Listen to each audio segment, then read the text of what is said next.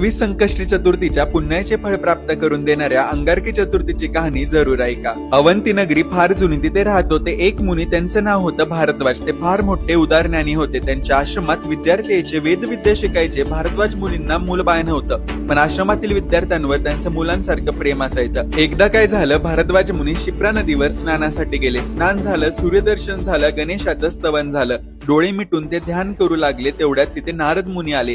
नारायण नारायण असे कितीतरी वेळा त्यांनी नामघोष केला, तरी भारद्वाज मुनी अगदी ध्यानस्थच।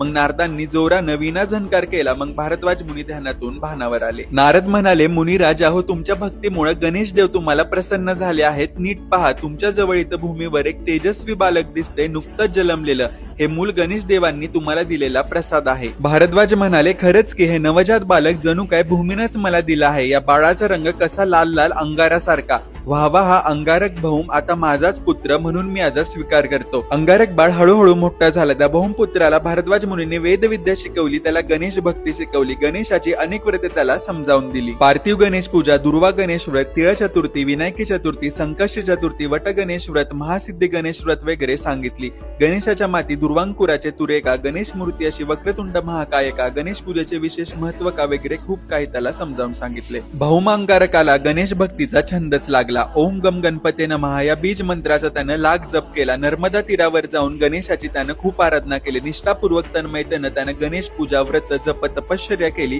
तो अहोरात्र गणेश ध्यानात निमग्न राहायचा। माघ कृष्ण चतुर्थी अर्थात संकष्टी चतुर्थीची रात्र होती। चंद्रोदयाची वेळ झाली होती। त्या दिवशी मंगळवार होता। अंगारक भौम गणेश पूजेत निमग्न होता। त्यावेळी काय चमत्कार झाला, प्रत्यक्ष श्री गणेश देव प्रसन्न होऊन त्याच्या पुढे येऊन उभे राहिले। गणेश देव त्याला म्हणाले, वत्सा, तुझ्या भक्तीनं, व्रत नियमांच्या साधनेनं मी प्रसन्न झालो आहे। तू भूमिपुत्र भौम म्हणजे मंगळ आहेस, वर माग। मग तो भूमिपुत्र मंगळ गणपतीला म्हणाला, देवा, मला धनसंपत्ती नको, महान कीर्ती नको, काहीही नको, मला फक्त मुक्ती द्या, तुमच्या रूपात विलीन करा। गणेश देव म्हणाले, ठीक आहे, तथास्तु। आज मंगळवार संकष्ट चतुर्थी, आज तू माझ्याशी एकरूप झालास, म्हणून यापुढे मंगळवारी येणाऱ्या संकष्टी चतुर्थीला तुझं नाव अंगारक चतुर्थी हे देण्यात येईल। मंगळवारी भूमिपुत्र मंगळ हा गणेश मूर्तीत विलीन झाला, म्हणून मी गणपती आजपासून आता मंगल मूर्ती झालो। गणेश देव म्हणाले, मंगळवारी येणाऱ्या या संकष्टी चतुर्थीचं म्हणजे अंगारकीचा एक व्रत करणाऱ्या भक्तांना 21 संकष्टी चतुर्थीचं व्रत केल्याचं पुण्य लाभेल। हे व्रत करणाऱ्या भक्तांचे मनोरथ मी पूर्ण करीन। नंतर तो अंगारक भाऊ मंगलमूर्ती गणेशाच्या चरणी विलीन झाला। श्री गणेश देव ही तेथे गुप्त झाले। नर्मदेच्या गोटांना गणेशाचं रूप मिळालं। ही वार्ता लोकांना कळाली। हजारो भक्त त्या ठिकाणी गेले, त्यांनी गणेश दर्शन घेतलं।